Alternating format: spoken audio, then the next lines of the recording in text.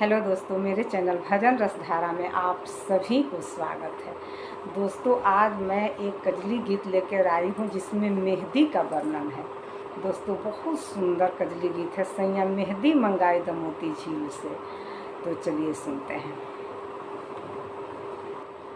सैया मेहंदी मंगाई द मोती झील से, चाहे साइकिल से ना।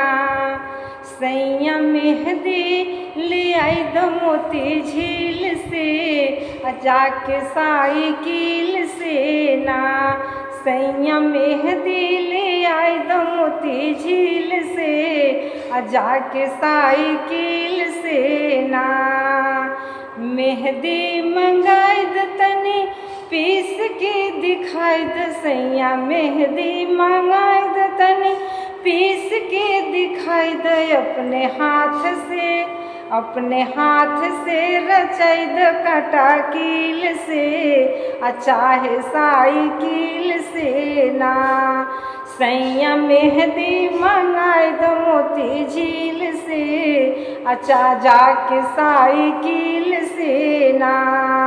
मेहंदी मंगा द छोटकी ननदी से पिसवा द। सैया मेहंदी मंगवा द छोटकी ननदी से पिसवा द। अपने हाथ से रचाई द काटा कील से, चाहे साइकिल से ना। सैया मेहंदी मंगाई द मोती झील से, जाके साइकिल से ना। सैया मेहंदी मंगा द मोती झील से, जाके साइकिल से ना।